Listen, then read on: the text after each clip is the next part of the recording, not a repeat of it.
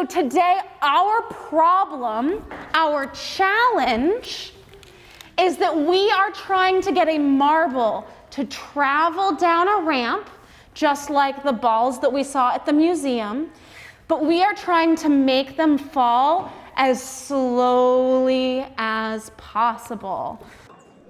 Engineers use the tools of both math and science in all phases of the engineering design process. As facilitators, we want to help youth anchor their ideas in scientific or mathematical realities.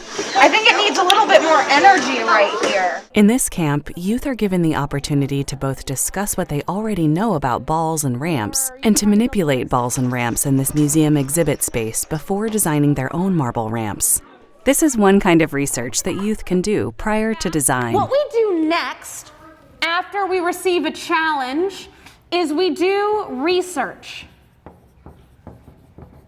Yeah? So we learn about our problem, we learn about our challenge, and we try to think of ways to solve it.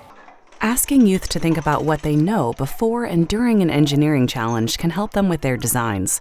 Youth here are encouraged to recall their experience playing with balls and ramps as the facilitator helps them think about how to make their marble move slowly. What were some of the things that you noticed that really slowed down the marble in the machine indoors? Yes. It goes down a hill and then it goes up. Yeah, you could make it roll down a hill and then roll back up again. That would really slow it down. What was your idea? I think that if you have it flat, the marble will go slow.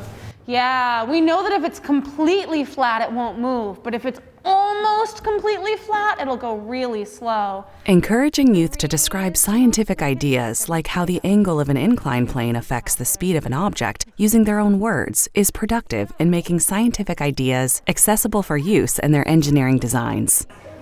Marble to go all night, bump, you'll bump like do I. Oh, that's a great idea. Gives it something to rub against.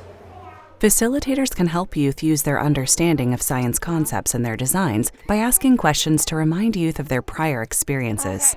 So while you're designing, think about the museum, all of those cool things that it had, right? There were ramps that went back and forth. There were areas where the golf ball could swirl.